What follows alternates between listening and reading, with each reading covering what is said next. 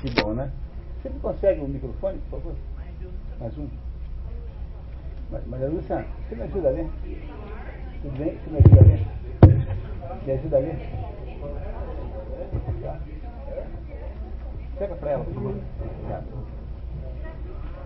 Muito bem, então. Boa tarde a todos. Queria convidá-los, por gentileza, para nós começarmos. Esse é mais um encontro do programa SESI de Expedições pelo Mundo da Cultura. Eu queria, como sempre, começar dizendo, né, que esse programa acontece simultaneamente em 4 cidades, sendo 3 no Paraná.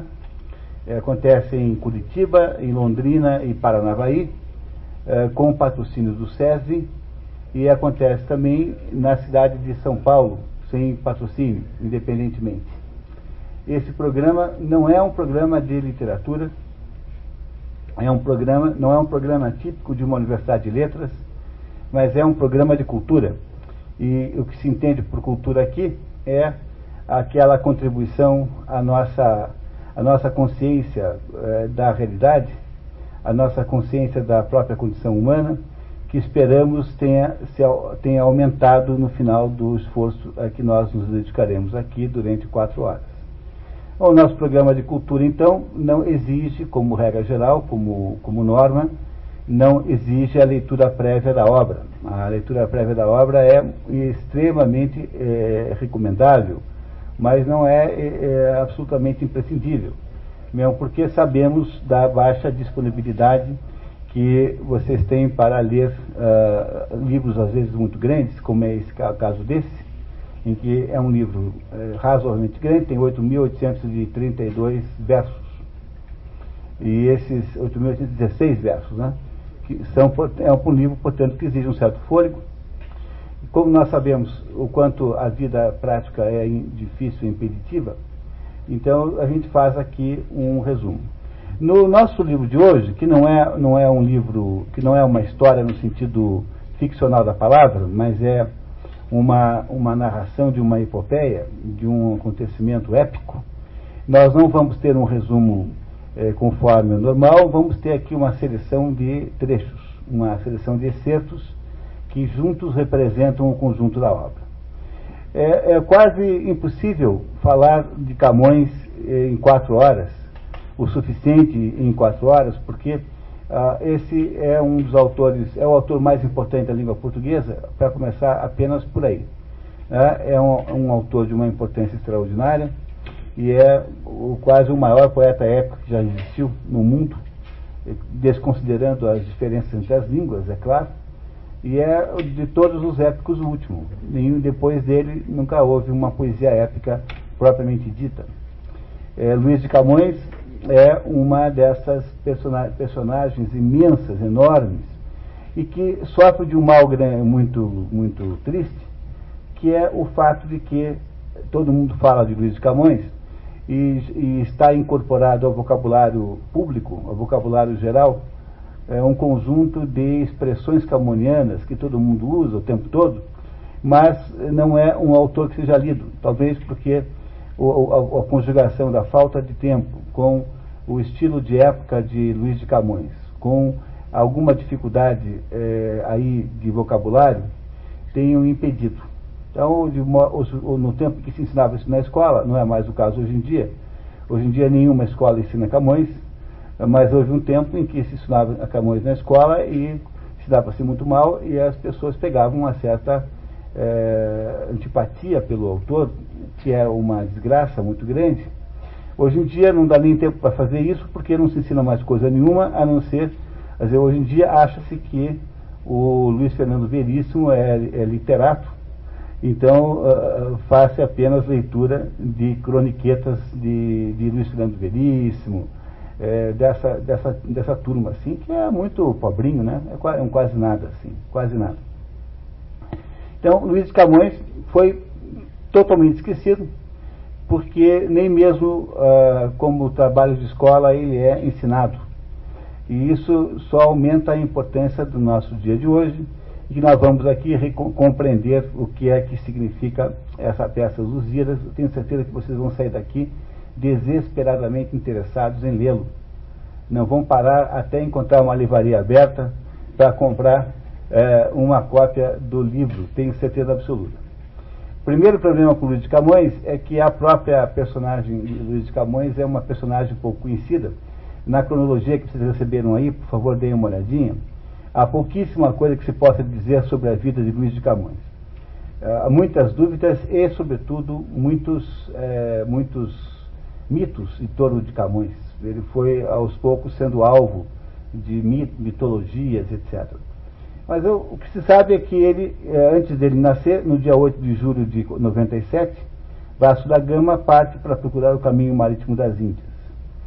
Esse fato histórico é o fato com que os Lusíadas tratam, de que os Lusíadas tratam, né? Então é essa viagem de Vasco da Gama para encontrar o caminho marítimo para as Índias, que é o assunto do livro Os Lusíadas.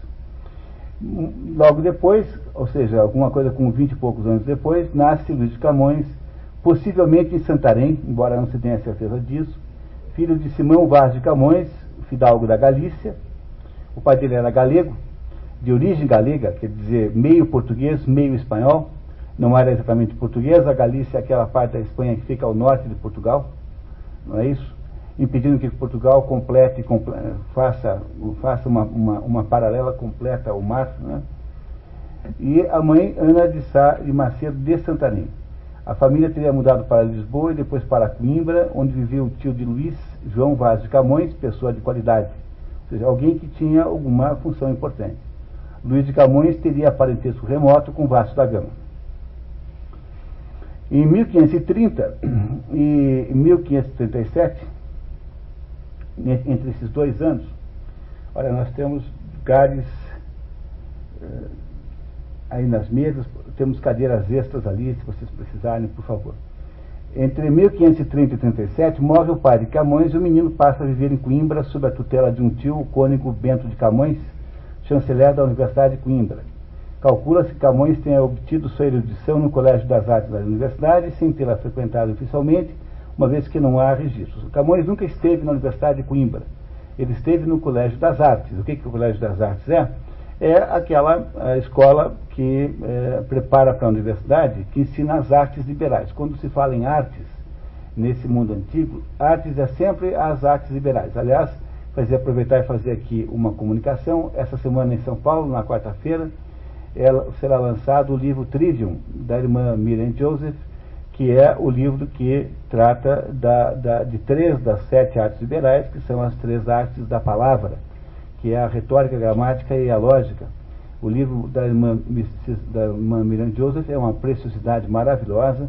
Ela ensina a lidar com a mente, e é uma das poucas obras aí editadas no Brasil sobre as artes liberais. Vai ser lançado quarta-feira em São Paulo, com o meu prefácio, aliás, que está maravilhoso. Irmã Miriam Joseph. Irmã Miriam Joseph. Pois...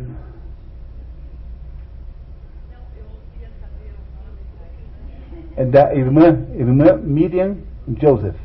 É o nome de uma freira americana, já falecida. Joseph como José, em inglês. Joseph. J-O-S-E-P-H.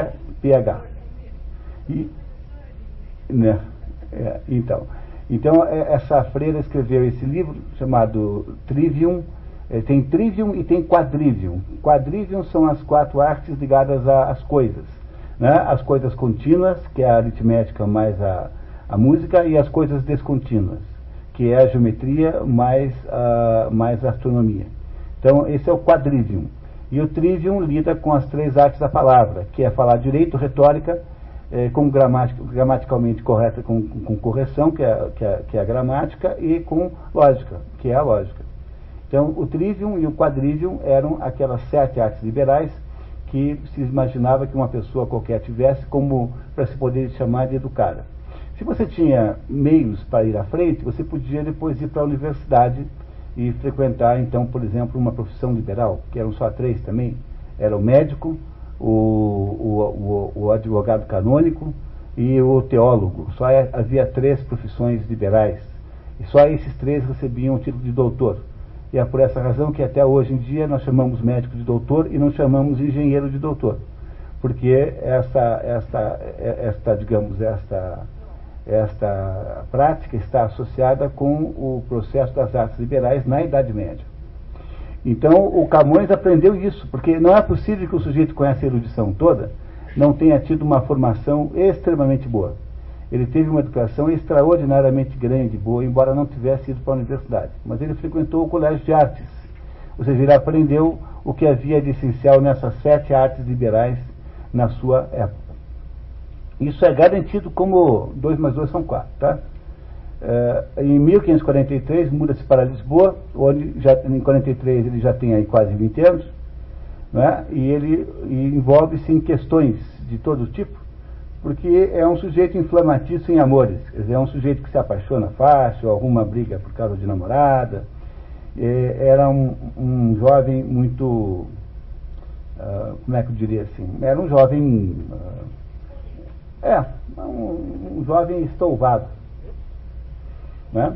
Em 1549 parte para Ceuta. Ceuta, para quem não sabe onde é aquela cidadezinha que fica do outro lado do Estreito de Gibraltar, que é de colonização portuguesa. E Ceuta, ali, né, hoje em dia Ceuta já não é mais portuguesa, é uma cidade do Marrocos, né? Mas foi ali colonização portuguesa. Então parte para Ceuta, onde seria mutilado, ele é desfigurado, tem o rosto desfigurado, e perde um olho por um estilhaço. Então, numa guerra, logo cedo, com 20 e poucos anos, Camões já perde aí a sua aparência. Ele passará o resto da vida sendo retratado com um olho a menos, né? Em 1552, nesse ano, na procissão de Corpus Christi, briga e fere um certo Gonçalo Borges, um servidor da corte. Camões é preso.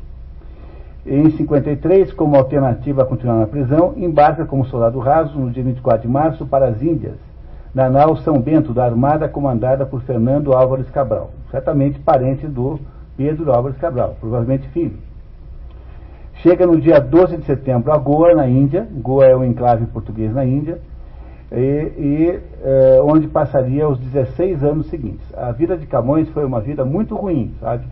Muito difícil, muito sofrida, muito complicada, e ele então vai meio que degradado para a Índia, né? Vai meio que degradado para a Índia, e passa 16 anos muito mal vivendo na Índia, que é justamente o período em que ele escreve os Lusíadas.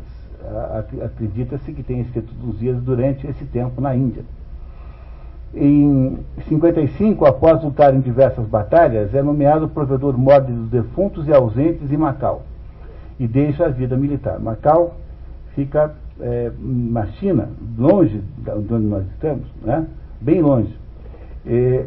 Mas é acusado de não fiscalizar seus subalternos. Há um certo crime que se atribui isso. Ele não era de ficar cuidando de nada, ele era um escritor, e há um roubo muito grande lá, e ele acaba sendo responsabilizado. Quando viaja para julgamento em Goa, a embarcação afunda no delta do rio Mekong, e Camões teria escapado a nado carregando na mão o manuscrito. Daí aquela famosa cena que é muito retratada, de Camões nadando com uma mão e com a outra mão segurando o manuscrito para fora d'água. Essa cena romântica fica um pouco menos romântica quando a gente descobre que nesse mesmo naufrágio morreu a Dinamene, que era uma companheira chinesa que ele tinha lá em Macau. Então aí os maus juízos podem ser feitos a respeito dele, que em vez de salvar a namorada, salvou a obra. Coisa que nós não temos nenhuma autorização para concluir. Mas pode ser uma possibilidade, né? Sempre seria uma possibilidade, sem dúvida nenhuma. Claro, a hora que você... Pois é. Que maldade, hein? Mas que maldade, né? Não é isso, tá? Pois é, mas a gente não sabe do que aconteceu. A verdade é que também pode ser aí também um certo romantismo, imaginar que isso tenha acontecido conforme descrito, né? Ele conclui em 57, preso durante quase 6 anos em Goa. Na prisão escreve os Lusíadas. Em 67 conclui os Lusíadas. Passa certo tempo em Moçambique, para onde foi com passagens pagas por um amigo. Nessa altura, Camões está absolutamente pobre, miserável, não tendo nem o que comer. Ele foi visto numa dessas viagens aí por um português que relatou que o havia encontrando vivendo de esmolas de amigos.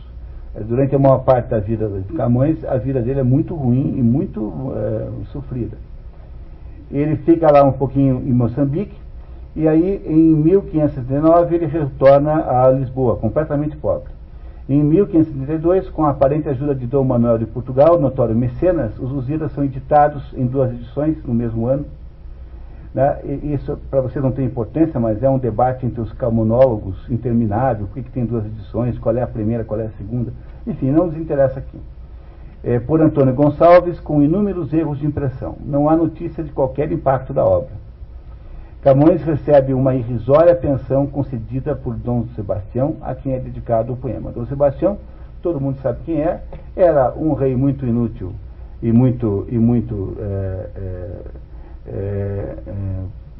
enfim, era um sujeitinho exibido, jovem, bem jovem, que havia recebido o trono. E esse Dom Sebastião, que era um sujeito assim exibicionista, era muito bonito e tal, resolveu armar uma briga lá com os árabes, lá naquela tal de batalha de Alcácer Quibir. E esse rei, Dom Sebastião, desaparece nessa batalha. Então, esse rei é o rei que reina, quando Camões está tentando editar os Lusíadas. Tanto é que ele faz os Lusíadas com uma dedicatória para o rei, obviamente imaginando que o rei vai se incomodar, né? Que vai gostar e que vai ajudá-lo, né?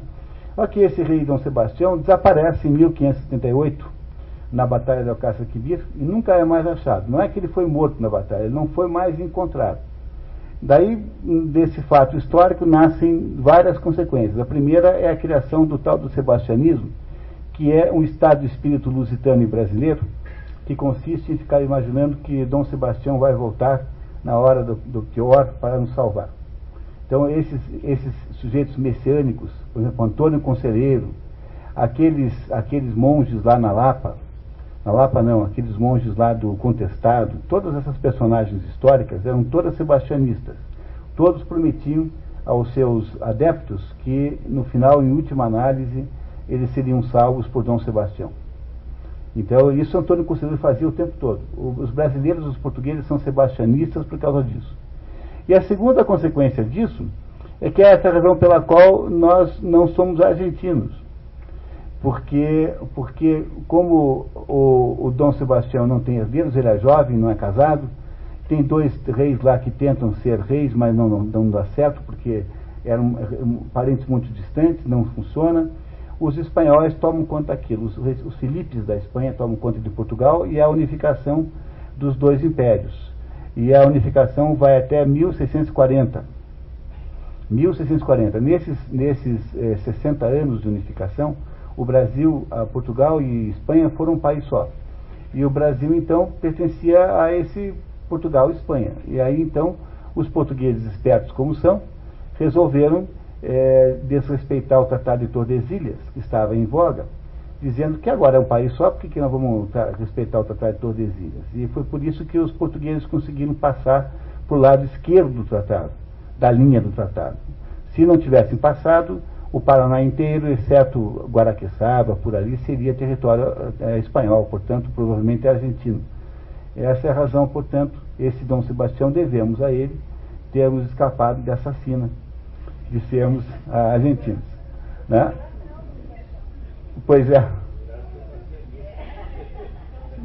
Perdão, eu não entendi. Nós viajamos uma vez para Santiago de Compostela, que fica próximo do norte de Portugal.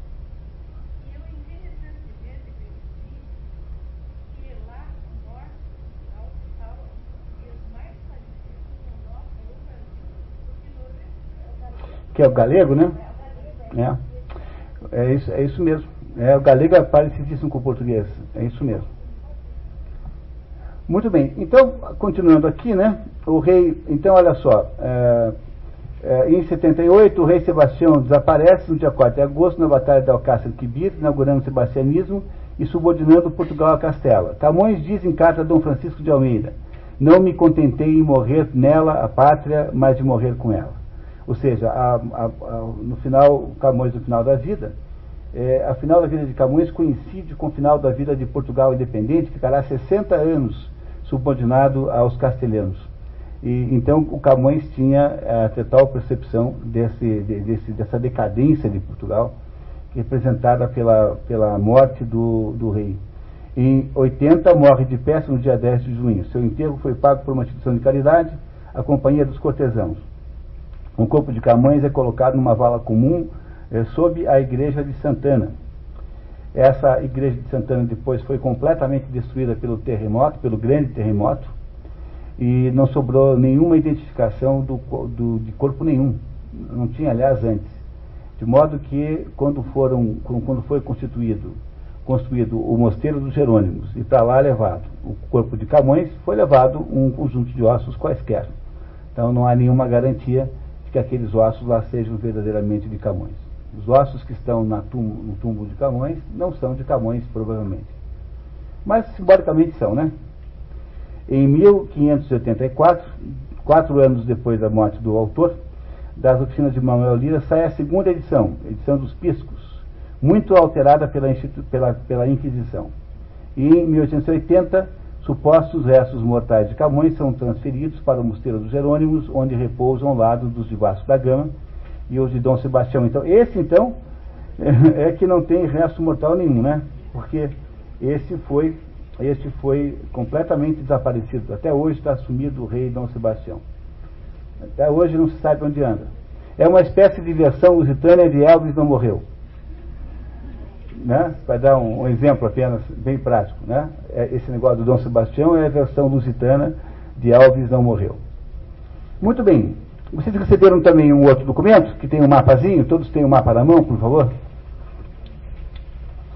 O que vocês têm aí é o trajeto da expedição de Vasco da Gama. A expedição, o trajeto para as Índias por terra já era conhecido desde o tempo de Marco Polo. Alguma coisa como 200 e poucos anos antes. Não tem nenhuma novidade. O que ninguém sabia fazer era dar essa volta pela África. E por que dar essa volta era difícil? Por causa, fundamentalmente, daquele extremidade sul da África, chamada de Bojador, ou então Cabo das Tormentas, e que hoje chama-se Cabo da Boa Esperança. Tem 3 nomes esse acidente geográfico, que era de dificílima navegação, ainda hoje é perigosíssimo. E o que o Vasco da Gama faz é descobrir isso. Né? Então ele sai de Lisboa, passa nas Ilhas Canárias, passa em Cabo Verde, vai até essa barra de Santa Helena, que é lá no sul, depois do lado direito da África, para em Moçambique, Mombaça, Melinde, e dali vai até Calicut, e depois a Goa, um pouco mais ao norte. Esse trajeto aí principal, há um outro trajeto ali que vocês não estão conseguindo ver, porque eu acho que está em cores o mapa de vocês. Tá, então as outras 2 cores são outras 2 trajetórias que não nos interessam aqui agora. Nos interessa apenas a trajetória em preto, que é a trajetória de Vasco da Gama. De acordo com Arnold Toynbee, que é um historiador inglês, o Arnold Toynbee é um sujeito meio materialista, viu? Vocês não levem muito a sério, viu? Para ser bem sincero, tá? É o sujeito que só consegue enxergar fatos históricos de natureza material, né? O Arnold Toynbee. E apesar de todo o prestígio que tem que tomar um pouco de cuidado com ele, viu? Então o Arnold Toynbee divide a história da humanidade em 2, uma antes dessa descoberta e outra depois dessa descoberta. O que é claramente um exagero, mas vindo do Arnold Toynbee, é um exagero que tem lá talvez alguma justificativa, né? Então aí vocês têm a ideia do que é o trajeto que será descrito por Camões, porque Camões irá fazer uma descrição dessa conquista, da descoberta desta rota, irá fazer in uma análise, junto com isso, irá fazer um panorama da história de Portugal, como ninguém traçou tão bem, e irá fazer diversas considerações de natureza aí sobre a condição humana, sobre a vida do ser humano. Enfim, ele fará isso com uma genialidade poucas vezes tão vista desse jeito. Vocês também têm um outro documento chamado Estrutura da Obra, que imagino que vocês têm. Esse documento é o nosso mapa de trabalho aqui, nesse nosso dia de hoje. Nós vamos, na verdade, seguir essa estrutura dessa obra a partir daqui. E do lado direito, na coluna mais à direita, existem números das estrofes que foram escolhidas e selecionadas para que nós leiamos. Essas estrofes, elas dizem respeito a cada um desses pontos centrais. Quer dizer, o que há nesse documento aqui é uma estrutura completa da obra. Se você entender essa estrutura, você entende a obra chamada Os Lusíadas, que começa então ali, né, com o canto 1, com a invocação das musas. Nenhum poeta começa nada nessa época sem invocar as musas. Veja, o Camões está fazendo uma obra no estilo antigo para quem está na Renascença, porque ele está fazendo uma obra que mais ou menos copia a Eneida de Virgílio, que era a obra anterior, né? A Eneida nós já tinha 1500 e poucos anos, porque Virgílio não chegou a conhecer Jesus Cristo, ele morreu um pouco antes de Jesus Cristo. Então Virgílio já tinha 1500 anos desde que Virgílio havia escrito a Eneida, do momento que Camões escreve os Lusíadas. No meio tempo, entre isso, houve a grande obra Divina Comédia, de 1300, de Dante Alighieri, mas a Divina Comédia não é bem uma obra épica no sentido de que a Eneida e os Lusíadas são, porque a Eneida e os Lusíadas narram uma situação de conquista militar, uma situação de formação de um povo. A Eneida narra a vida de Enéas, que é o fundador de Roma, que é um trânsfuga de Troia, da guerra de Troia, e o nosso Camões narra a saga de Vasco da Gama e os portugueses conquistando o caminho marítimo para a Ásia, para a Índia. Não é o caso da Divina Comédia. A Divina Comédia trata da viagem interna iniciática que Dante Alighieri faz, guiado por Virgílio, depois por Beatriz, depois por São Bernardo de Claraval. Então são muito diferentes. Não dá para você imaginar que exista muita ligação entre os Lusíadas e a Divina Comédia, apesar de ela estar próxima, muito próxima do Camões. O que há aqui perto do Camões, que são as referências mais fortes, são todas aquelas hipopéias associadas à personagem do Rolando, o Orlando Furioso. Rolando, quem é o Rolando? Rolando é o rei Arthur francês. Era uma personagem mítica francesa que teria sido responsável por todas aquelas guerras que impediram que os muçulmanos subissem e ocupassem a França toda. Ou seja, naquele tempo de Carlos Magno, Carlos Martelo, enfim, aquele momento em que a cristandade se firma finalmente no Império, aquelas personagens heróicas francesas como Roland, né, ou Orlando, quem vem a ser a mesma pessoa, foram escritas diversas obras aí. E essas são as referências mais próximas de Camões, mas ele é muito, muito, muito melhor que qualquer um desses. Ele está muito mais avançado, a obra é muito maior e mais densa do que qualquer uma dessas. Então você pode comparar os Lusíadas com a Eneida, embora a Eneida esteja a 1500 anos de distância de Camões. Mas como em toda a epopeia clássica, tudo começa com a evocação das musas. Você não faz nada sem falar com as musas. E quem são as musas? São as Tágides. As Tágides, quem são as Tágides? São as ninfas do Tejo. Tejo, em latim, fala Tagus. Tejo é a mesma coisa que Tagus. Então, as Tágides são as ninfas do Tagus, do Tejo. Né? Os nomes portugueses são todos eles latinos. Né? Como, por exemplo, Portugal, vem de Portugalos, que é um nome latino. Não é isso? A própria cidade de Lisboa vem de Lisbona. Lisbona vem de Ulisses, que é um nome dado, o nome latino para o Odisseu, Ulisses. A palavra Ulisses é a origem da palavra Lisboa. E assim por diante. Como vocês sabem, Portugal foi conquistado pelos romanos. Quando isso aconteceu, havia lá apenas umas populações muito rarefeitas. Houve uma grande resistência aos romanos, resistência essa personificada na pessoa de Viriato. Viriato teria sido o primeiro herói luso, e esses romanos originais, esses portugueses originais, seriam lusitanos. Por isso que nós os chamamos até hoje de lusitanos, porque, embora eles sejam mais propriamente portugueses, porque os lusitanos eram o povo que antecedeu os portugueses, cujo maior herói foi Viriato. Viriato foi o herói que resistiu quanto pôde ao assédio romano, perdeu, obviamente, e é a partir deste Viriato é que se forma, então, a nacionalidade portuguesa. O Camões começa, então, fazendo a invocação das musas, E nós vamos tentar fazer isso agora. Vamos tentar ler aqui nesse documento e depois ler no outro documento que vocês têm ali, onde há ali as transcrições da obra. Para que vocês apenas saibam, para Friedrich Schlegel, que é um crítico literário alemão do século XIX, trata-se do maior poema épico de todos os tempos. Para Schlegel, que é um sujeito de grande reputação, este foi o maior de todos os poemas épicos de todos os tempos. A primeira linha dos Lusíadas, vocês encontram na página aí embaixo, né? As armas e os barões assinalados. Essa primeira linha é uma tradução quase que literal da linha Arma Virumque Cano, que é como começa a Eneida. A Eneida começa assim: Arma Virumque Cano, significa cano, canto, arma, armas no plural, né? As armas, virumque, que é e em latim, é alternativo a et, né? Arma virumque, virumque significa e. Então, virum é o varão. Então, a arma, as armas e o varão é o canto. Isso é o que diz Virgílio na Eneida. De que varão ele está falando? Está falando de Enéas. Enéas é essa personagem mítica que teria escapado da guerra de Troia, teria passado lá uns tempos muito divertidos com a rainha Dido em Cartago, e depois teria ido parar lá na Península Itálica, onde teria fundado uma cidadezinha que deu origem à própria Roma.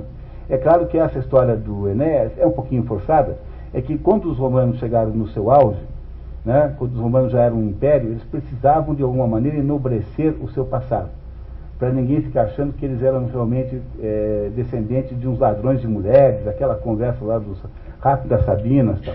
Então, de alguma maneira, o Virgílio inventou essa história do Enéas, dizendo que tinha sido Enéas o responsável pela criação da Itália.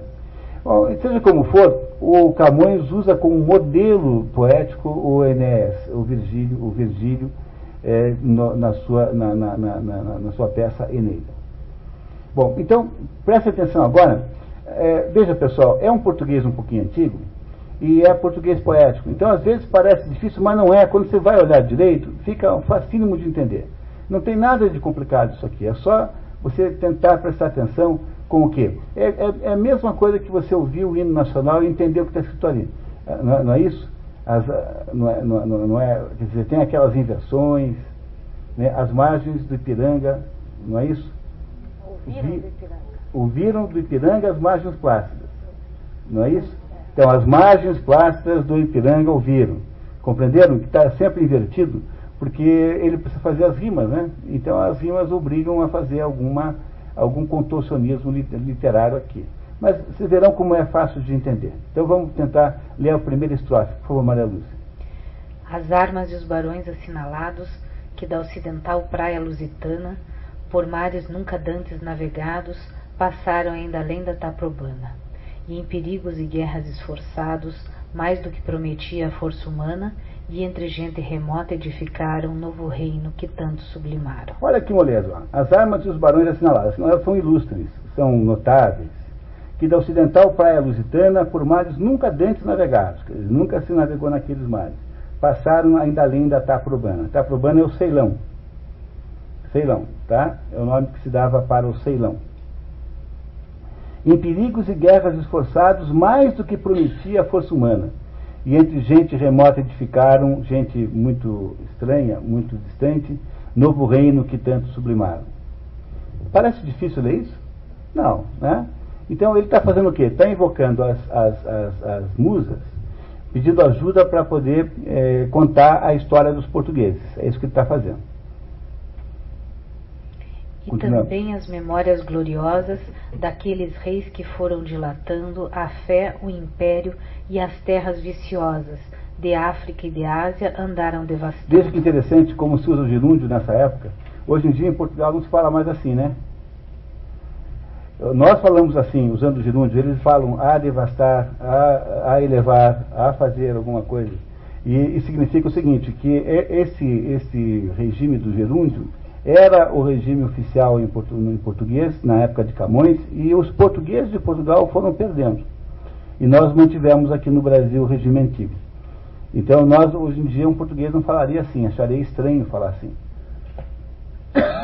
Olha, aqui tem uma coisa importantíssima que é compreender que para Camões e para os portugueses dessa época, a fé e o império é a mesma coisa. O que é a fé e o império? É a mesma coisa. Portugal foi constituído a partir, eu acho que se vocês olhassem para mim aqui, olhassem nessa última, no documento anterior, aqui no final desse documento, que é nosso guia, existe aqui um quadro de demonstração das dinastias de Portugal. Olhem ali, por gentileza.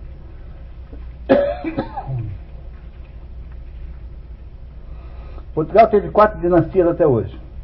A primeira dinastia, que é de Dom Afonso, portanto a Alfonsina, ou de Borgonha, é aquela que inaugura Portugal. Portugal nasce em 1139. Não há nenhum país da Europa que seja tão velho. Portugal é o primeiro país europeu a se consolidar. O último é a Alemanha e a Itália, que consolidam os dois aí no final do século XIX. Mas Portugal é o mais velho de todos, país europeu. Todos acharam isso na primeira dinastia? Então, aí na primeira dinastia, você tem todos esses Afonsos e Sanchos, sendo que a pessoa mais importante dessas todas aí é o Dom Dinis. O Dom Dinis, aquele sujeito que o Fernando Pessoa chama de plantador de naus, porque foi esse Dom Dinis que mandou encher Portugal de árvores, árvores essas que depois deram o lenho para fazer as caravelas que viajaram. Esse Dom Dinis foi uma espécie de gênio universalista. Foi ele quem, entre outras coisas, fundou a Universidade de Coimbra, que era a Universidade de Lisboa, que depois se mudou para Coimbra. Mas o que ele fez de mais importante, esse Dom Dinis, foi ter dado um jeito de proteger os templários. Reparem, ele começou a ser rei em 1239, né? E foi até 1325. Em 1314, os templários foram mandados matar por Filipe IV o Belo, Jacques de Molay e seus companheiros, e foram oficialmente extintos e banidos da França. Para onde é que eles foram? Foram todos para Portugal. E em Portugal eles foram transformados numa ordem religiosa chamada Ordem de Jesus, que era a ordem que adotou aquela cruz do Vasco da Gama, essa cruz que é Cruz de Malta, que é usada pelo time Vasco da Gama, e que é a cruz que ia nas caravelas. Essa é a cruz templária. E foi esse homem, então, que produziu a mudança de Portugal do eixo religioso da Europa. Tanto é que vocês estão vendo pelo próprio Camões que para alguém como Camões não há diferença entre o império e a fé. Ou seja, é uma semelhança absoluta entre o cristianismo concebido como o catolicismo, né? Por favor, né? Cristianismo católico e não... que não oficialmente, né? Porque o rei de Portugal não ia arrumar uma encrenca com Filipe IV o Belo. Mas eles passaram a se esconder em Portugal dentro de uma ordem chamada Ordem de Jesus. Tá? Não é isso? E havia mais ordens em Jesus. Havia a Ordem de Avis, por exemplo, que é muito mais importante para Portugal do que a dos Templários. Mas eles foram escondidos pelo rei de Portugal, que manteve os Templários vivos por meio de um outro movimento, um outro mecanismo religioso. Quem fez isso foi Dom Dinis, que foi quase o mais importante de todos os imperadores portugueses. É, exatamente isso mesmo, exatamente isso, tá? Com Santa Isabel, exatamente isso. E aí você tem aqui, cada um deles tem alguma particularidade. A verdade é que com o tal do Dom Fernando o Formoso, e esse Fernando o Formoso não deu muito certo, era tão formoso quanto burro, ele acabou essa dinastia acaba e começa a segunda dinastia de Avis, o Joanina, que começa com esse João I aí, tá? Que é o famoso mestre de Avis, porque ele, além de ser rei de Portugal, ele era o grão-mestre de uma ordem equivalente a essa dos Templários, chamada Ordem de Avis. Reparem que toda a história de Portugal está associada a movimentos iniciáticos religiosos, né? Aí você entende talvez por que um país tão pequenininho foi capaz de feitos tão extraordinários, né? E nessa turma toda que vem aí, né, o mais importante, o mais para nosso fim aqui, é o Dom Sebastião, o desejado, esse que sumiu e que não foi nunca mais encontrado, né? não é isso? Tá?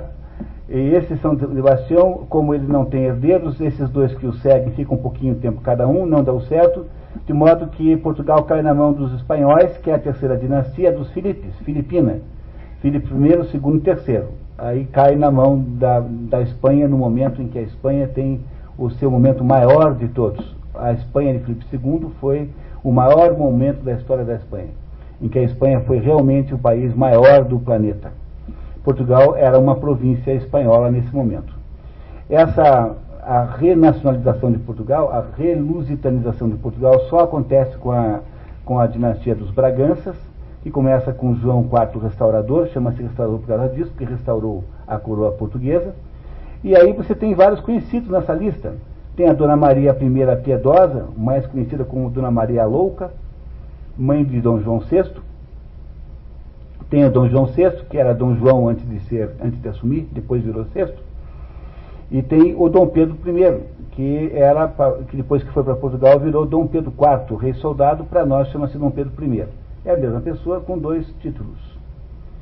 Esses três aí, né, quatro, né, digamos, os três, Dona Maria, Dom João VI e Dom Pedro IV, são conhecidíssimos aqui no Brasil, porque já é uma coincidência da nossa história com a deles. Não houve mais nenhuma outra personagem comum às duas histórias, porque o Dom Pedro II, brasileiro, já não foi mais considerado rei de Portugal, não teve nenhum cargo, morreu em Paris.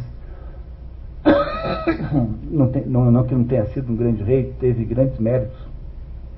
Mas Dom Pedro II já é brasileiro de nascimento, não nasceu em Portugal como Dom Pedro I, que é nascido em Portugal.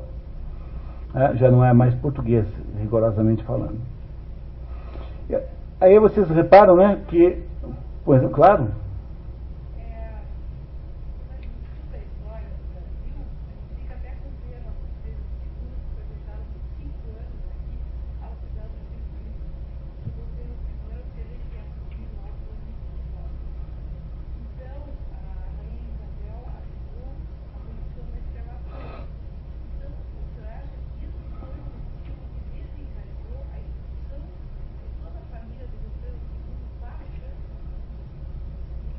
O motivo pelo qual nós mandamos embora a família real brasileira é porque o Brasil quase perdeu a Guerra do Paraguai, por pouco, o que é uma vergonha, né? E aí, como nós quase perdemos a Guerra do Paraguai, começou a haver a família real começou a ficar muito indisposta com o exército brasileiro por causa da incompetência dos militares brasileiros.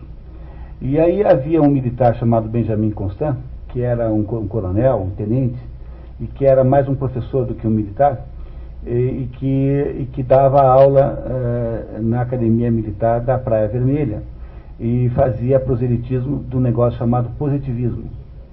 Né? Então ele ficava o tempo todo jogando os militares contra a família real brasileira, dizendo que esse negócio de ter rei é coisa de país cafona, que o moderno é ser como os Estados Unidos, que já tinha uma república, e que tinha que parar com isso, e associado então esse proselitismo que fez Benjamin Constant durante 20 anos no jovem oficialato, associado com o tom de crítica com que a família real brasileira olhava para os militares, juntando essas duas coisas, uma bela tarde, dois militares completamente rudimentares, como esse Marechal Deodoro e Marechal Floriano, foram no Campo de Santana, em Rio de Janeiro, e proclamaram a República. A coisa mais sem sentido, mais sem cabimento, mais sem sustentação que alguém já fez, né? Porque é um negócio de uma falta de cabimento, não tinha absolutamente nenhuma boa razão para fazer isso. E para vocês terem uma ideia de como o nosso império foi bem sucedido, quando foi extinta a Constituição em 89, com a proclamação da República, ela era a terceira mais durável do mundo, a Constituição brasileira. Havia um parlamentarismo, funcionava muito bem, com o poder moderador do imperador, quer dizer, não deixava fazer besteira, mas foi a nossa falta absoluta de cultura nacional, quer dizer, a falta de densidade cultural das elites que permitiu que isso acontecesse. Aí nós fizemos o quê? Mandamos embora o Dom Pedro I, que foi ser Dom Pedro IV lá em Portugal, brigando com o irmão, né, que é o tal do Miguel, que depois também foi rei, e deixamos aqui desculpa, perdão, estou atrasado, né? né, mandamos embora Dom Pedro II, mais ou menos internamos em Jacarezinho, tanto é que a família ficou toda em Jacarezinho, tanto é que a maior parte desses herdeiros da família real aí são paranaenses. Jacarezinho chamava-se Nova Alcântara. E aí fizeram esse ato genial, maravilhoso de marketing, de mudar o nome de Nova Alcântara para Jacarezinho.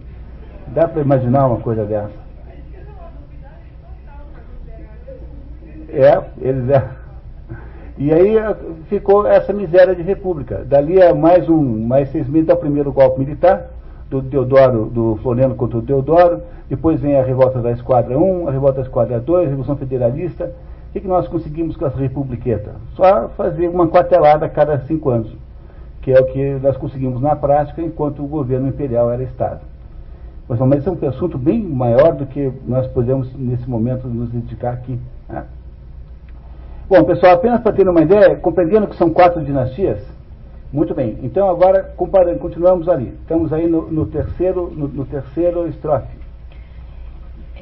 E aqueles que por obras valerosas se vão da lei da morte libertando, cantando espalharei por toda parte, se a tanto me ajudaram engenho e arte. Tudo isso é conhecidíssimo, vocês já ouviram 1000 vezes isso, né?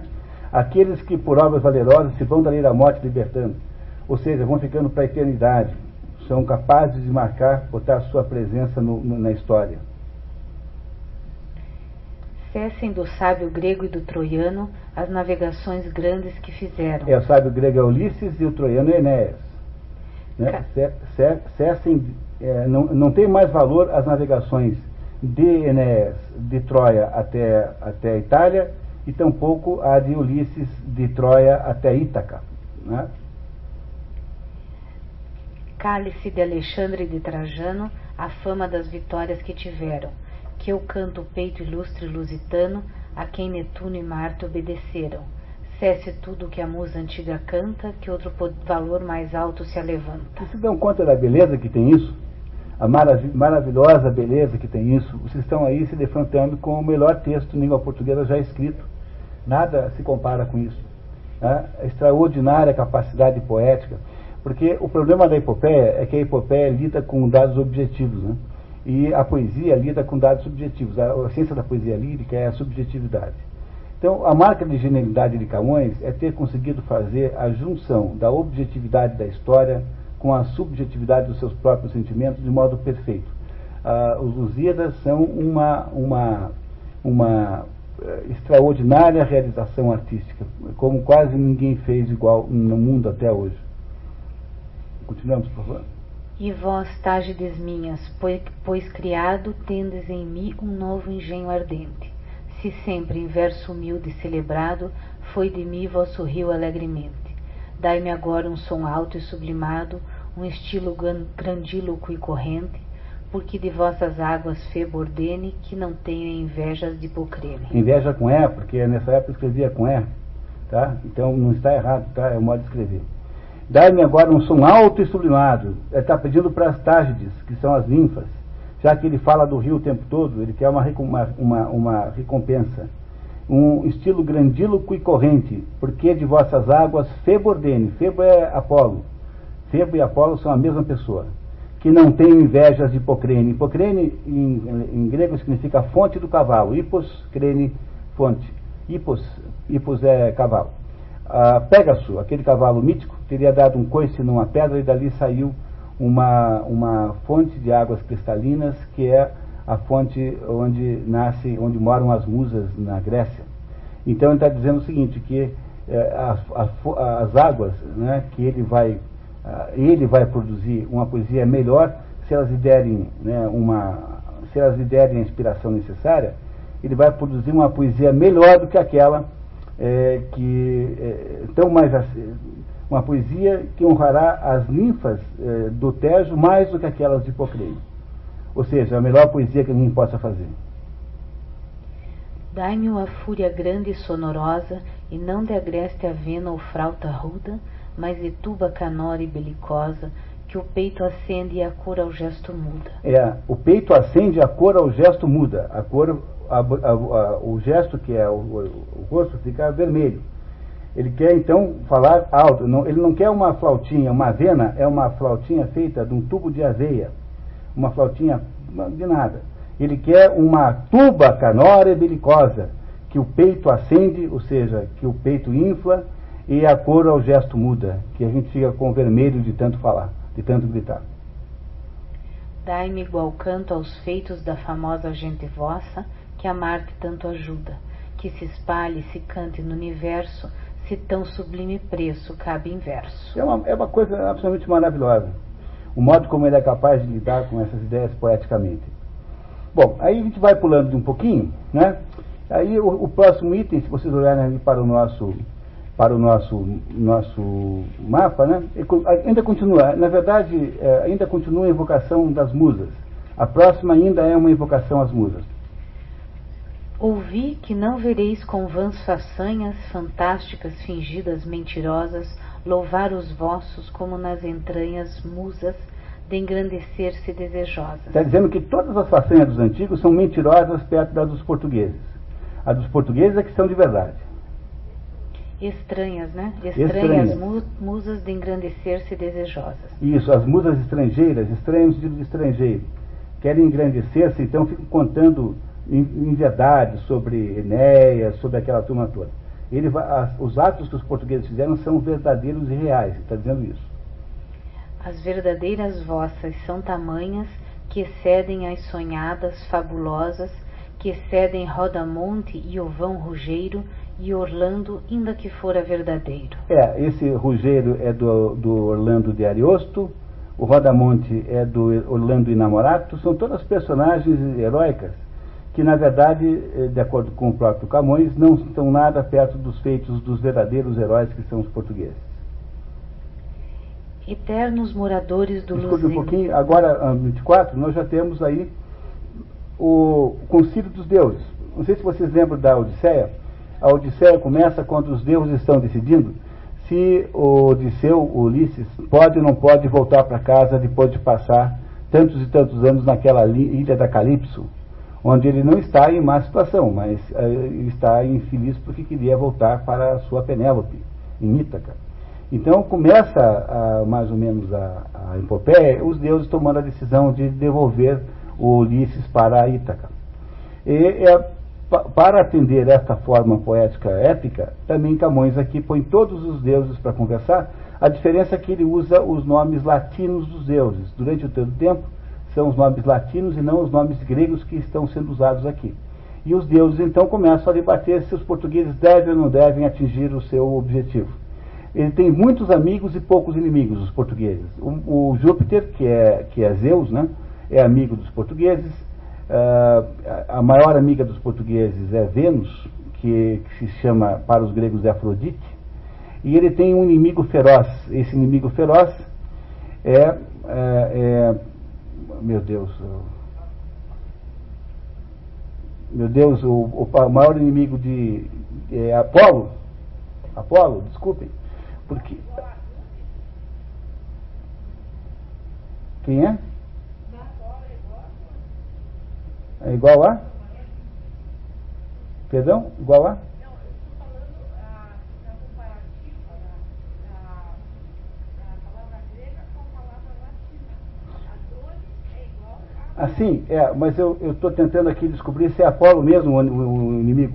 Bom, a gente já descobre isso, tá? Não vai ter problema não. Mas é assim, quer dizer, os portugueses têm amigos e inimigos que estão lutando contra e a favor ao seu objetivo. Então, o que está nesse canto número 15 agora, número 24, perdão, né, é a fala de Júpiter. Júpiter vai falar para os outros deuses sobre a pretensão dos portugueses.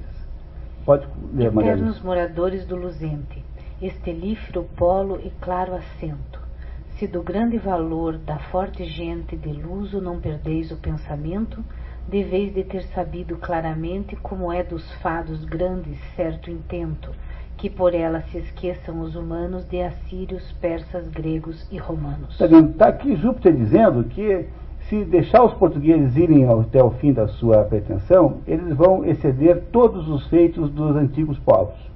Portanto, Júpiter está a favor dos portugueses. Lembrei, Baco. Baco é que é o inimigo dos portugueses. Baco é para os romanos, para os gregos Dionísio. Dionísio para os gregos, Baco para os romanos. Então, Baco não quer que os portugueses cheguem na Índia, por quê? Porque os portugueses teriam aí a chance de suplantar as suas próprias façanhas, porque Baco havia conquistado a Índia. E ele então tinha medo, por ciúme dos portugueses, que os portugueses fossem mais importantes do que ele. Mas ele praticamente só tem amigos. Ele consegue de vez em quando enganar, Baco engana de vez em quando esse ou aquele deus para ser contra os portugueses, mas de modo geral eles têm mais amigos do que inimigos, sendo, né, Vênus a principal amiga de Portugal. Vênus ou Afrodita é a principal amiga dos portugueses. Se vocês entenderam o 24, continuamos no 25, continuamos ali na nossa na consideração de Zeus, o Júpiter. Já lhe foi, bem o vistes, concedido, com poder tão singelo e tão pequeno, tomar ao mouro forte e guarnecido toda a terra que rega o Tejo ameno. Quer dizer, os portugueses já mandaram os mouros para fora, sendo mesmo pequenininhos e poucos. Mouro é o nome que se dá para aqueles habitantes do norte da África, que não são exatamente árabes, são mais aqueles berberes. Mouro significa escudo, e é um nome um pouco genérico, assim, sem grande precisão. Mas por Mouro entende-se basicamente os muçulmanos, tá? Os islamitas, esses são os mouros. Pois contra o castelhano tão temido sempre alcançou o favor do céu sereno, assim que sempre, enfim, com fama e glória, teve os troféus pendentes da vitória. Então, até contra o espanhol, que é muito maior, muito mais forte, né, os portugueses sempre saíram bem. Isso aqui é Júpiter, dando razões pelas quais os portugueses deviam ser protegidos e não perseguidos pelos deuses. E, ou seja, até mesmo contra os castelhanos, que são maiores e mais fortes do que eles, sempre eles obtiveram a ajuda do céu. Deixo, deuses, atrás a fama antiga, que com a gente de Rômulo alcançaram, quando com Viriato, na inimiga guerra romana, tanto se afamaram. Então, eles alcançaram com a gente de Rômulo por quê? Porque são os romanos, gente de Rômulo são os romanos, não é? Então, os portugueses alcançaram, eles falaram, eu não estou nem falando da fama que tinham esses sujeitos em Roma, quando no episódio do Viriato. Viriato é esse luso que foi capaz de enfrentar as tropas romanas, esse velho personagem mítico, um pastor luso, chamado Viriato, que foi capaz de enfrentar os próprios romanos. Então está dizendo que não está nem considerando isso, né? Que isso até está deixando para lá. Também deixo a memória que os obriga a grande nome, quando a levantaram um por seu capitão, que peregrino fingiu na serva espírito divino. Esse tal é o Sertório, essa personagem de que se fala aí, chama-se Sertório. E esse Sertório, ele fingiu, ele andava sempre com um servo, um animal, um servo, uma espécie de diabo, e esse servo aí era considerado o espírito de Diana. Por isso é que o servo tinha o espírito divino. Então esse é outro herói antigo, e também está dizendo que os portugueses também tiveram um herói antigo, que é esse Sertório. Agora vedes bem que, cometendo o duvidoso mar num lenho leve, por vias nunca usadas, não temendo de Áfrico e Noto a força, a mais se atreve. Áfrico e Noto são ventos. Ventos. Quer dizer, olha, está vendo agora esse pessoal no lenho leve? O que é um lenho leve? Um barquinho. A mais se atreve. É isso que Júpiter está dizendo que é merecedor de mérito da parte dos portugueses. Então ele está tentando convencer os outros deuses de quanto mérito tem esses portugueses incríveis, que mesmo sendo pequenos, são capazes de coisas incríveis. Que, havendo tanto já que as partes vendo, onde o dia é comprido e onde breve, inclinam seu propósito e porfia a ver os berços onde nasce o dia. Olha, o que são os berços onde nasce o dia? O Oriente é onde nasce o dia. Então, os portugueses, além de tudo, além de ver o dia onde a noite é longa e o dia é breve, ou seja, de terem ido para cima e para baixo, terem ido para os extremos, agora também querem ver onde nasce o sol. É isso que os portugueses querem fazer, é por isso que ele está pedindo que Júpiter está pedindo aos deuses que concordem em ajudá-los. Prometido-lhe está do fado eterno, cuja alta lei não pode ser quebrada, que tenham longos tempos o governo do mar que vê do sol a roxa entrada. Do sol a roxa entrada é a entrada vermelha. Aqui é claro que Camões chama de o vermelho de roxo porque ele está fazendo poesia, né? Então tem uma licença poética. Quer dizer, ver do sol a roxa entrada é conhecer o Oriente. Ele está dizendo então que deve permitir, que os deuses devem autorizar os portugueses que vejam o nascer do sol, portanto lá o Oriente. Nas águas tem passado o duro inverno. A gente vem perdida e trabalhada. Já parece bem feito que lhe seja mostrada a nova terra que deseja.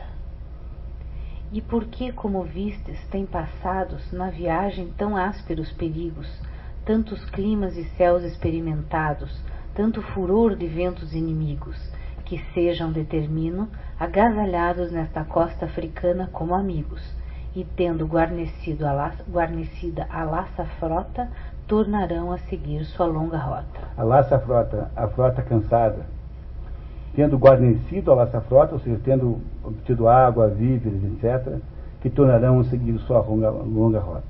É Júpiter contando para os deuses que esse pequeno povo tem tantos méritos, tem tanto valor, que eles estão obrigados a deixá-lo prosseguir viagem para tentar encontrar as origens do dia, né? Para encontrar o Oriente.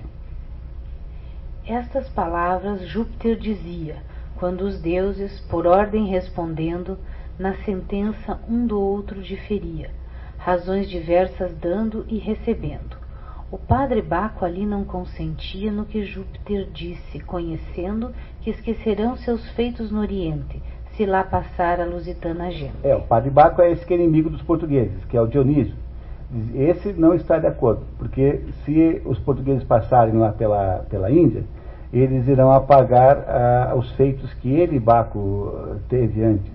Então ele, enciumado, fará todo o possível de agora em diante para impedir que os portugueses consigam chegar ao seu destino. Na Odisseia, se vocês lembrarem bem, quem faz esse papel de Deus iracundo, que quer impedir que Ulisses chegue em Ítaca, é Posido, porque Posido tinha lá, Ulisses havia feito um desaforo para um dos filhos de Posido, e é ele quem tenta impedir de todo jeito que Ulisses chegue. Aqui nessa história, quem faz a mesma coisa é Baco. Se compreende que Camões está usando os modelos das épocas antigas, tanto de Virgílio quanto de Homero, mas ele parece mais com Virgílio, parece muito mais com a Eneida. Então, como em toda a epopeia, acabou o concílio dos deuses. Os deuses concordaram em que os portugueses podiam continuar, mas Baco sai ressentido da conversa, então já decidido a secretamente fazer todo o possível para sabotar a viagem de Vasco da Gama. A viagem de Vasco da Gama aconteceu de fato, é verdadeira, é histórica. É claro que o que está aqui é uma espécie de romanceamento da história, né? Nem tudo que está aqui aconteceu, né? Obviamente, mas há aí muita coisa do que será descrito em seguida que aconteceu de fato. Estão pegando, pessoal? Parece claro? Muito bem. Terminado esse trechinho, agora o Camões já nos leva para metade da viagem. Veja, é mais ou menos como um filme que começasse assim. Começa o filme na metade da ação. Nunca viram isso? E depois que acaba aquela metade da ação, é que volta-se para o começo. A mesma coisa acontece aqui. Nós vamos ver agora lá, logo a viagem já no meio. Não nos dizem nada sobre o que aconteceu no início da viagem, não sabemos de nada. E pegamos a viagem bem no meio da viagem, quando eles já estão em Moçambique. Se vocês repararem naquele mapa, Moçambique já é muito, muito além da metade da viagem. Então, em Moçambique, os portugueses estão lá e passarão então por uma primeira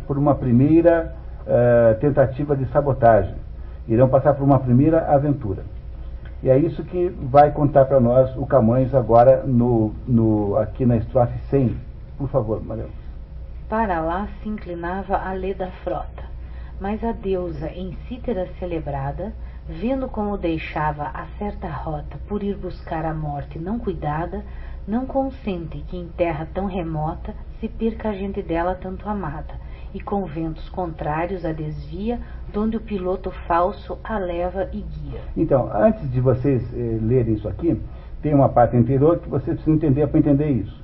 Chegaram em Moçambique e havia lá um grupo de nativos, ninguém sabe bem o que são, tem nativos que se interessam pelos portugueses e acabam concordando em ceder-lhes um piloto. Um piloto é um marinheiro experimentado naquela costa que irá mandar, né, orientar o navio para que o navio não caia lá num banco de areia, não bata numa pedra, etc. Só que esse piloto demonstra não ser de confiança desde o início e tudo indica que ele será aí traidor de Portugal. Quem é que desconfia disso? É aquela, diz aqui, ó, mas a deusa em Cítera celebrada. Quem que é essa daí? Essa aí é Vênus, porque Vênus também é chamada de Acítera, porque Vênus nasceu em Chipre, e Chipre é Cítera. Então, como ela nasceu em Chipre, é chamada de Cítera também. Então, toda vez que aparece isso, é Vênus. Então, a Vênus desconfia que aí há uma armadilha e que os portugueses estão sendo levados para uma emboscada. E aí então ela interfere e não deixa que o navio vá bater no lugar onde o piloto queria. Ela manipula os ventos e acaba jogando os portugueses em outro porto. Quer continuar, por favor? Mas o malvado Mouro, Que é o piloto, tá? não podendo tal determinação levar avante, outra maldade iníqua cometendo, ainda em seu propósito constante, lhe diz que, pois as águas discorrendo os levaram por força por diante, que outra ilha tem perto, cuja gente eram cristãos com mouros juntamente. Aí o piloto fala assim, não, mas olha, esse vento aí, estranho, vamos para uma outra linha onde moram cristãos e muçulmanos em paz, que também era mentira, né? O piloto então tenta fazer uma segunda armadilha. Também nestas palavras lhe mentia, como por regimento enfim levava, que aqui gente de Cristo não havia, mas a que a Mahamed celebrava. O capitão, que em tudo o Mouro cria, virando as velas, a ilha lhe mandava, mas não querendo a deusa guardadora, não entra pela barra e surge fora. O capitão acredita no Mouro, no piloto, mas a Cítera, a Vênus, sabendo que é mentira, faz nova manobra e tira os navios da barra. Ele impede que eles afundem na barra, na segunda barra, onde seria provavelmente também haveria uma cilada. Estava a ilha à terra tão chegada que um estreito pequeno a dividia, a cidade nela situada, e que na fronte do mar aparecia de nobres edifícios fabricada, como por fora ao longe descobria, regida por um rei de antiguidade. Mombaça é o nome da ilha e da cidade. Mombaça está ali no mapa, né? Repararam, Mombaça está logo acima de Moçambique. E sendo a ela o capitão chegado, estranhamente ledo, porque espera de poder ver o povo batizado, como o falso piloto lhe dissera, eis vem batéis da terra com recado do rei, que já sabia a gente que era, que Baco muito de antes o avisara, na forma doutro mouro que tomara. Então, um Baco transformou-se em mouro e foi lá avisar o rei que aqueles eram inimigos terríveis, que tinham que ser mortos. Estava aí montada a cilada para os portugueses. O recado que trazem é de amigos, mas debaixo o veneno vem coberto, que os pensamentos eram de inimigos. Está vendo? Quer dizer, aquele recado era amistoso, mas no fundo era uma armadilha. Segundo foi o engano descoberto. Ó grandes e gravíssimos perigos, ó caminho da vida nunca certo, que aonde a gente põe sua esperança tem a vida tão pouca segurança. Olha que maravilha, vocês não ficam emocionados, arrepiados quando ouvem isso? Segundo foi o engano descoberto, quer dizer, num segundo, né? Rapidamente foi o engano descoberto. Ó grandes e gravíssimos perigos, ó caminho da vida nunca certo, que acorde a gente põe sua esperança, e que aonde a gente põe sua esperança tem a vida tão pouca segurança. Falando das misérias humanas, né? Que não se pode confiar em nada, etc. No mar, tanta tormenta e tanto dano. Tantas vezes a morte é percebida. Aqui, pelo amor de Deus, pessoal, aqui a gente no Brasil tem um defeito gravíssimo, em Portugal também fazem isso. Nós ficamos falando uma besteira que passou desapercebido, não apercebido. Isso é bobagem, porque em português, certo, a gente percebe as coisas ou não percebe. Então, eu não percebi o sinal vermelho. Aperceber-se com A na frente é outra palavra completamente diferente, que significa preparar-se. Por exemplo, eu fui escalar uma montanha e não me apercebi de um lanche. Aperceber-se significa em português sempre preparar-se. Aqui em Camões aparece a perceber-se 500 vezes, todas as vezes é preparar-se. Só que aqui no nosso linguajar comum, nós falamos errado. A gente usa a palavra aperceber-se como se fosse perceber. Tá? Fulano não se apercebeu de não sei o quê. Ué, mas peraí, não percebeu é uma coisa, não está equipado, não está preparado é outra. Então aqui, o que está dizendo? No mar tanta tormenta e tanto dano, tantas vezes a morte preparada, apercebida. Tá? A percebida aqui não é que foi percebida, é preparada. A perceber-se é preparar. Botou o ar na frente, é sempre preparar. Na terra, tanta guerra, tanto engano, tanta necessidade aborrecida. Onde pode acolher-se um fraco humano, onde terá segura a curta vida, que não se arme e se indigne o céu sereno. Contra um bicho da terra tão pequeno?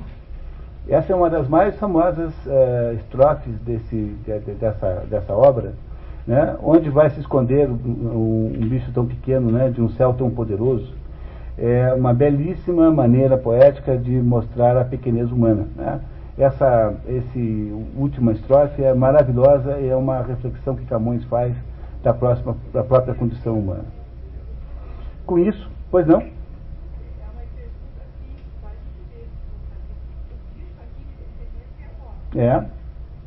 Isso mesmo. Contra um bicho da terra tão pequeno, que não se arme, onde terá segura a quarta vida, que não se arme e se indigne o céu sereno, quanto um bicho da terra tão pequeno, somos nós. Quer dizer, por mais que nós façamos coisas, seremos sempre perseguidos pelos deuses. Essa é a ideia central da Ilíada. A Ilíada é um poema superior a Lusíadas, tá? Por favor, a Ilíada é o maior poema, é o maior texto literário que já se escreveu em toda a história humana. Nenhum texto tem a importância que tem a Ilíada. Mas a Ilíada trata essencialmente desse problema, o fato de que nós somos apenas umas formiguinhas frente aos deuses, né? Os deuses fazem o que querem conosco, é o que ele está reclamando aqui. Está fazendo aqui, portanto, em torno daquela traição iminente que eles devem sofrer, ele está fazendo, veja bem, Camões está escrevendo isso aqui com alguns anos de atraso, porque ele está escrevendo isso 40, 50 anos depois que tudo aconteceu, né? Quando Camões escreve os Lusíadas, havia 50 anos que Vasco da Gama havia chegado na África, na Índia. Então ele está fazendo reflexões sobre os acontecimentos que foram havendo ali, e dizendo que, olha, qualquer coisa, a gente não tem garantia de nada, né? Somos um bichinho da terra tão pequeno. O que nos remete para o canto 2. Foi o primeiro canto, vamos para o canto 2. E no primeiro canto 2, então, continua aí esse processo da cilada. E a deusa Vênus irá fazer agora esforços para salvar os portugueses do desastre. Maria Lúcia, por favor. Põe-se a deusa com outras em direito da proa capitana. É do navio Capitânia, né? E ali, fechando o caminho da barra, estão de jeito que em vão assopra o vento a vela enchendo. Põe no madeiro duro o brando peito, por detrás a forte nau forçando. Outras em derredor levando-a estavam, e da barra inimiga a desviavam. Então, a Vênus e as outras ninfas que a ajudam impedem que eles fundeiem também ali, porque ali havia uma outra armadilha. Impede que Vasco da Gama e os seus... São três naus, viu? A excursão de Vasco da Gama eram 3 navios, 3 só. Como foram de Pedro Álvares Cabral aqui para o Brasil. 3 naus era o padrão da excursão média portuguesa. Continuamos. Quais para a cova as próvidas formigas, levando o peso grande acomodado, as forças exercitam, de inimigas do inimigo inverno congelado. Ali são seus trabalhos e fadigas, ali mostram vigor nunca esperado. Tais andavam as ninfas estorvando, a gente portuguesa o fim nefando. Estorvando significa impedindo. Tá? Quem estorva alguém é quem impede, né? Fica impedindo que você faça isso ou aquilo. Então, tais andavam as ninfas estorvando e impedindo, a gente portuguesa ao fim nefando. Quer dizer, evitando que os portugueses tivessem um fim nefando, que seria cair na armadilha dos muçulmanos em Moçambique. Sempre eu cuidei... Desculpe, antes de você passar para esse, né? Não é isso? Aí o que acontece aí é que o próximo pedacinho agora, não é isso? Trata do quê? Aí você terá as próximas duas estrofes, é a argumentação de Vênus, que vai reclamar com Júpiter, que não param de perseguir a turma dela, que são os portugueses. Não param de perseguir os portugueses. Por que estão perseguindo os portugueses? Então Júpiter vai reclamar Vênus vai reclamar com o pai dela agora, né? E é o que as duas próximas estrofes nos dizem. Pois não. Sempre eu cuidei. Só um minutinho, mas você tem uma pergunta? Eu gostaria de saber se esse barco, talvez seja até uma pergunta é o mesmo barco do É essa mesma pessoa. É o Dionísio grego, que se chama Baco em latim, é o deus do vinho, o deus das festas, digamos assim, não muito católicas, né? Das orgias. Muito bem, tá? Exatamente isso, tá? Continuamos então. Agora, então, a Vênus, que também não é, cá entre nós, né? A Vênus também não é ela uma pessoa de reputação ilibadíssima, né?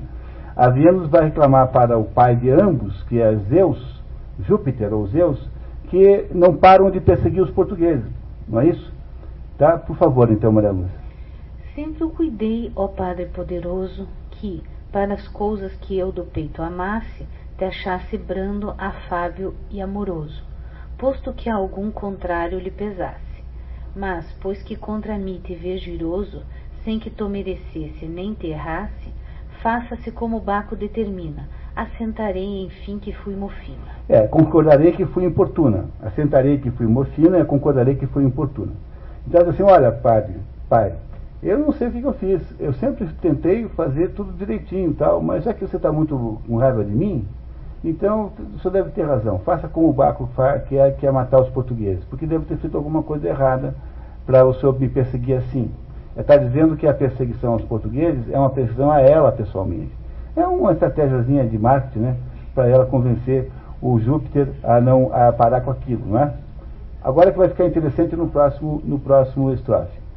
Esse povo os lusitanos, né? Esse povo são os lusitanos, né? Esse povo que é meu, por quem derramo as lágrimas que em vão caídas vejo, que assaz de mal lhe quero, pois que o amo, sendo tu tanto contra meu desejo. É assim, já que eu amo esse povo, é por isso que você está perseguindo, né? Não é isso? Então eu vou fazer o seguinte, eu vou detestar esse povo, porque aí, se eu detestar, você certamente vai amá-lo como contribuição contrária. Ela está fazendo esse joguinho de palavras com Júpiter, né? Já que você o persegue porque eu amo, então eu vou fazer o contrário. Eu vou passar a detestá-los, talvez aí então você possa amá-los, em vez de persegui-los do jeito que você faz. Esperta, né? Muito bem. Por ele a ti rogando, choro e bramo, e contra minha dita, enfim, pelejo. Ora, pois, que o amo é maltratado, quero-lhe querer mal, será guardado. Será protegido, né? Não é isso? Bom, depois que, então, Vênus consegue convencer Júpiter de que os portugueses não merecem aquela sina de serem perseguidos, então o que faz Júpiter? Manda o seu emissário chamado Mercúrio, que os gregos chamam de Hermes. Hermes e Mercúrio é a mesma pessoa. E esse emissário, então, vai avisar os portugueses para se mandarem de lá antes que sejam destruídos pelos maometanos, que estavam lá de Tocaia para encontrá-los.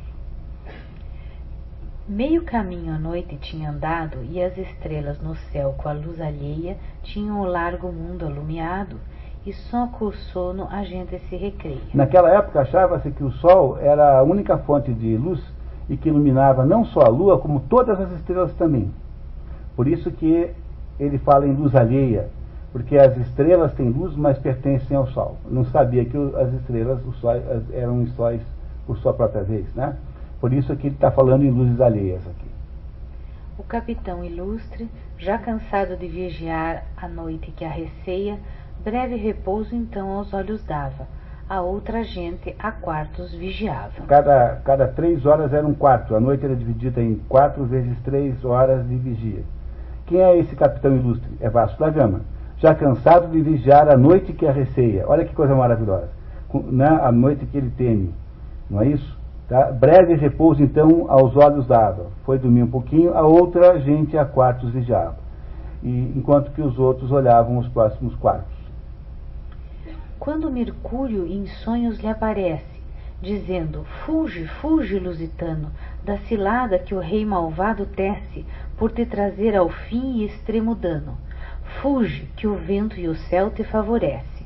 Sereno o tempo tens e o oceano, e o outro rei mais amigo noutra parte, onde podes seguro agasalhar-te. Então Mercúrio conta, né, em nome de Zeus, que é para ele surgir dali, de Mombasa, ir para Melinde, que é a cidade que está um pouquinho acima aqui. Ó.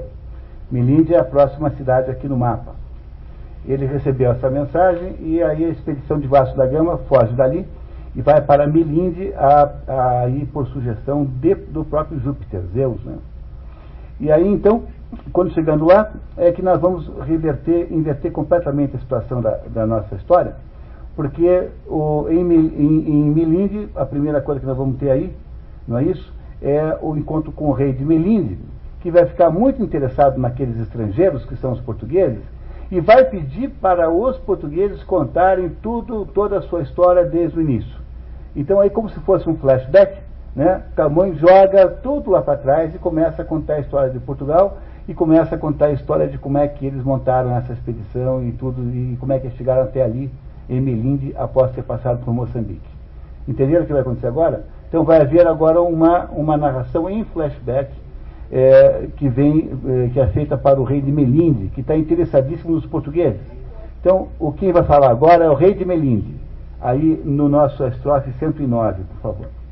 Mas antes, valeroso capitão, nos conta, lhe dizia diligente, de tua terra o clima e região do mundo onde morais distintamente, e assim de vossa antiga geração e o princípio do reino tão potente, cujos sucessos das guerras do começo, que sem sabê-las sei que são de preço.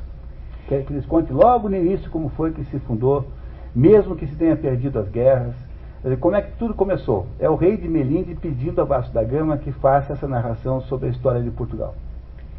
E assim também nos conta dos rodeios longos em que te traz o mar irado, vendo os costumes bárbaros alheios que a nossa África ruda tem criado.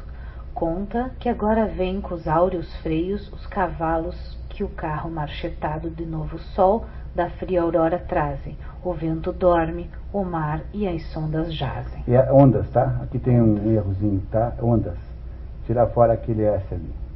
Então, conta que está nascendo o dia. Né? É isso que está falando. Por favor, conta que vai nascer o dia.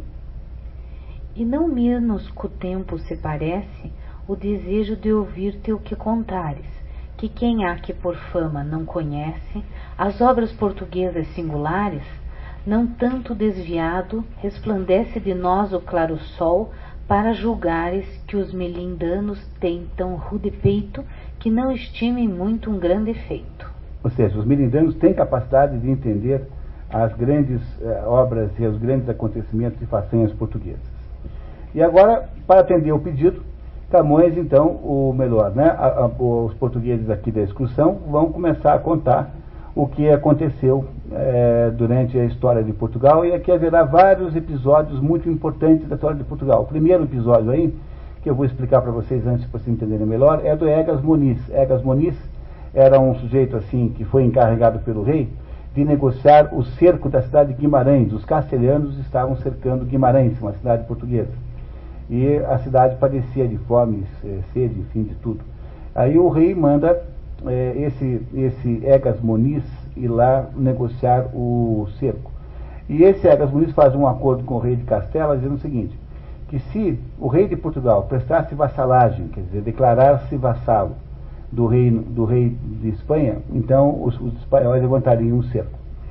E ele combinou isso com o rei de Espanha e foi lá avisar o rei, olha, eu fiz isso, isso, isso. Aí o rei achou que estava bom, porque tinha levantado o cerco, no dia que tinha que ir lá prestar vassalagem, não foi, descumprindo o combinado. Como descobriu o combinado, o Egas Moniz, morto de vergonha, porque havia combinado uma coisa com outro rei, pegou a si, a sua mulher, descalços, despidos, só em mangas de camisa, e foi lá e entregou-se à morte ao rei castelhano, dizendo assim, bom, eu pelo menos vim me entregar aqui, porque a minha parte estou cumprindo. Egas Moniz, essa personagem histórica portuguesa. Então, essa é a primeira história que ele vai contar agora nas três próximas estrofes. Preste atenção que é muito interessante.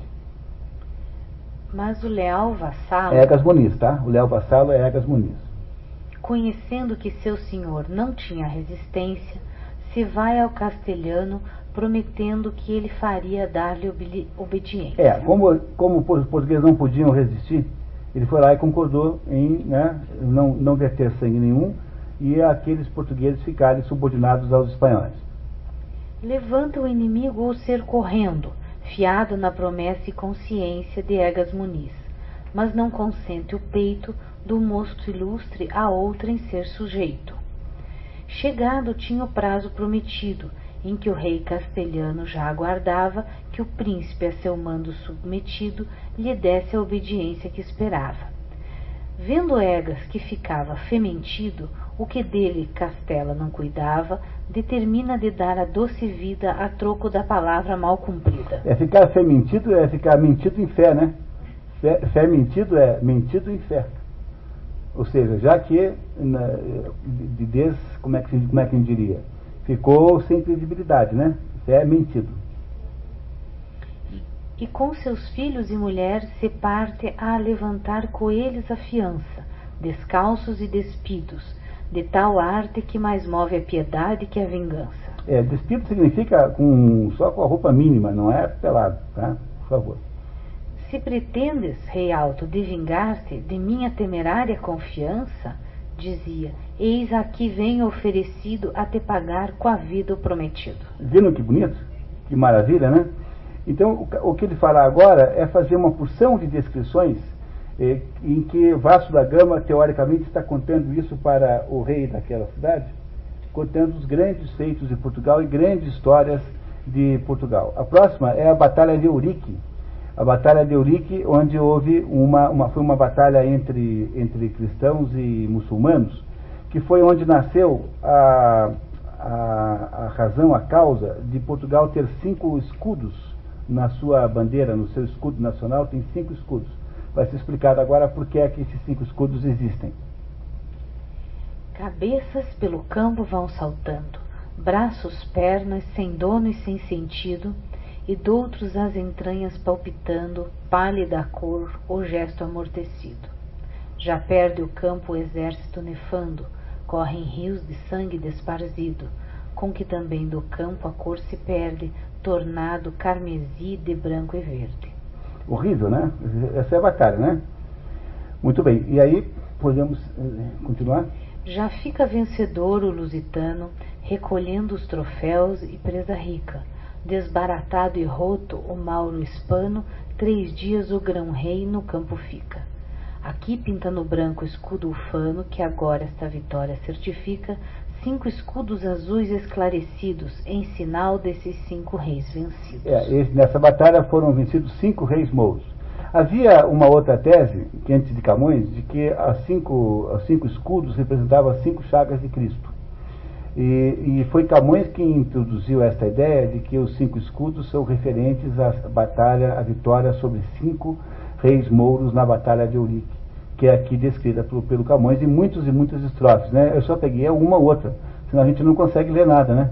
Nós estamos lendo mais ou menos 10% da obra na noite de hoje, o 10% medular, aquilo que é mais importante. A próxima história é uma história que eu adoro, que é uma das minhas prediletas. Eu sabia uma boa parte do que sai agora de cor, para vocês terem uma ideia de como eu gosto dessa história, que é a história de Leonor de Castro, Inês de Castro. Inês de Castro é uma moça que o rei tem um filho chamado Pedro, e esse Pedro casa com uma moça espanhola, e essa moça espanhola traz no seu séquito uma espécie de aia, uma madrinha, enfim, uma moça que andava com a rainha, chamada Inês de Castro, muito bonita. E Pedro, se apaixona por essa moça, apesar de ter casado com a outra. E não se sabe se durante ou depois porque a mulher oficial de Pedro, digamos, a patroa da Inês de Castro, morre, ou alguém fica viúvo. Só que ele vai lá e estabelece uma família paralela com essa Inês de Castro, casa com ela secretamente e tem 4 filhos com ela. 3 filhos quando acontece esse episódio. E essa moça era galega, ela não era portuguesa, ela era galega e tinha irmãos metidos em política na Galícia, muito perigosos, os 3 irmãos dela. E o que acontece aí é que quando o Pedro enviúva, ele não decide não casar mais com ninguém, porque ele queria a Inês de Castro. Mas não podia casar com ela por várias e várias razões. Primeiro, porque quando a mulher descobriu que o marido botava um olho na Inês de Castro, ela a fez madrinha de um dos filhos oficiais do casal, para criar uma espécie de laço que impediria qualquer romance. Ele não poderia mais ter pretensões com a madrinha de um dos seus filhos. Porque a madrinha é como se fosse uma segunda mãe, seria uma espécie de incesto, né? Não podia mais fazer isso. Ele que não podia casar com Inês de Castro, ele não conta para ninguém, e ele mantém aquela relação incestuosa, ou melhor, ilegítima com a Inês de Castro, e até que descobrem que isso está acontecendo e começam a temer que a moça possa vir a reivindicar o trono de Portugal, porque ela tinha filhos de fato com esse Pedro, que era príncipe, não era rei ainda, era príncipe.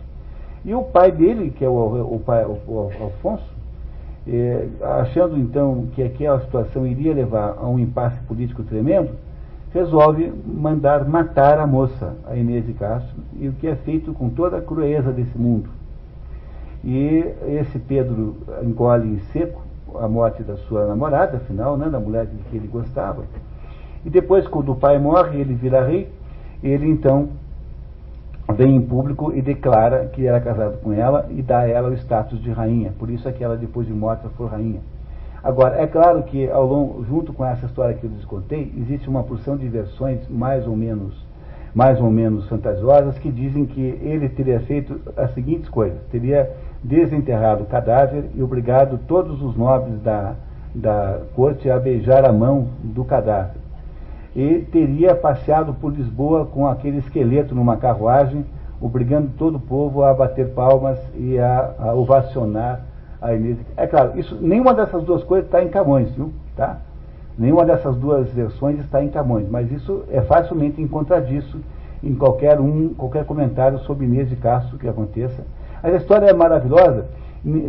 Esse pedaço aqui eu fiz questão de deixá-lo inteiro e não cortar nenhum pedacinho, porque é de uma beleza poética tão extraordinária, não tem nenhuma importância na história, porque no fundo é apenas Vasco da Gama contando para o rei lá daquela cidade de Melinda, contando um episódio da história de Portugal. Não tem nenhum valor para a nossa epopeia aqui, mas é de tão grande beleza que vale a pena passar essa tarde hoje apenas para ler a história de Inês de Castro.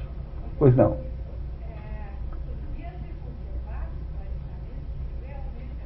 E tudo isso é verdade. É verdade. É claro que há um certo exagero sempre poético, né? Mas a Inês de Castro existiu, tudo isso que eu estou contando é verdade. Não. O desfile do cadáver, não. Isso é invenção, tá? O negócio de obrigar os nobres todos a beijarem a mão, também não. Tá? Não estão aqui. Mas toda a circunstância tenebrosa com que foi feita essa morte, tudo isso foi verdade, tá? Porque, na verdade, queria se livrar da moça, por razões políticas. Existe uma peça chamada de Antônio Ferreira, chamada Castro, que está no nosso programa. Se não me engano, eu não sei se é no ano que vem ou 2010, mas nós vamos ler aqui uma peça de um autor do tempo de Camões, chamado Antônio Ferreira, chamada Castro, que entra no mérito dessa história. Vamos debater até esse assunto depois com pormenores. Por enquanto, a gente só consegue ouvir a belíssima descrição que Camões faz do episódio de Inês de Castro. Pois não. Aí vem, então, a expressão que é usada até hoje, que Inês aqui, é isso mesmo. E aí, então, a Inês é morta. Isso mesmo. Tá? É isso mesmo. É isso mesmo. É daí que vem essa expressão.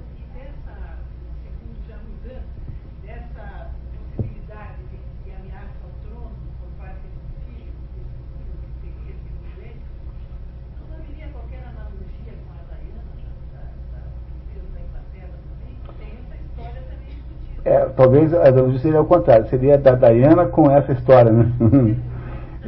Provavelmente deve ter havido 1 milhão de casos em que isso aconteceu, né? Deve ter havido 1 milhão de casos em que aconteceu isso. Eu conheço casos de empresários que não tiveram filhos para não ter que dividir o patrimônio, a herança, que é a mesma coisa, né? Tá? E deve ser uma situação muito comum na prática. Mas as razões pelas quais a Inês foi morta são assunto do nosso encontro chamado Castro daqui a 1 ou 2 anos, mais ou menos, quando a gente vai analisar a peça de Antônio Ferreira, que fala só disso, tá? Agora vamos ver como é que o Camões descreve essa situação. Passada esta tão próspera vitória, tornado Afonso a lusitana terra, a se lograr da paz com tanta glória, quando soube ganhar na dura guerra o caso triste e digno de memória, que do sepulcro os homens desenterra, aconteceu da mísera e mesquinha, que depois de ser morta foi rainha. Depois, lá para ser depois naquela época.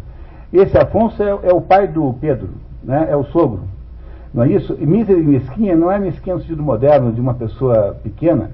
Mesquinha significa infeliz, depauperada, ou seja, não é no sentido negativo da palavra, como se fosse algum defeito que ela tivesse, né? Tu, só tu, puro amor, com força crua, que os corações humanos tanto obriga, desta causa a molesta morte sua, como se fora pérfida inimiga.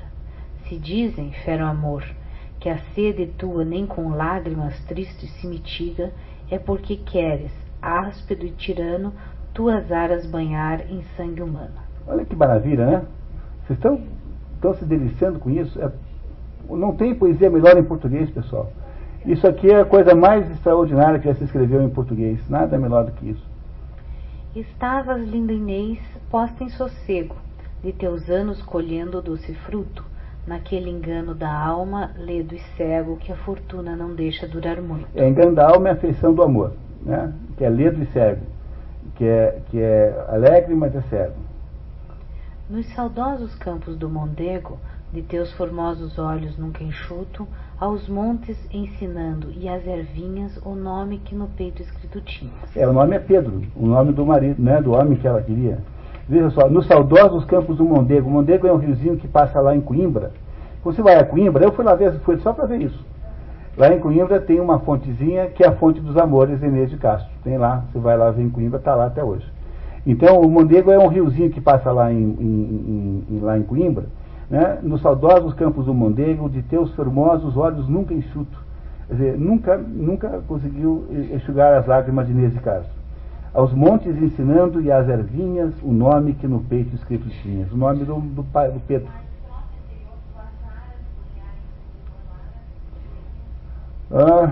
Tuas aras banharem em sangue humano. Aras onde você...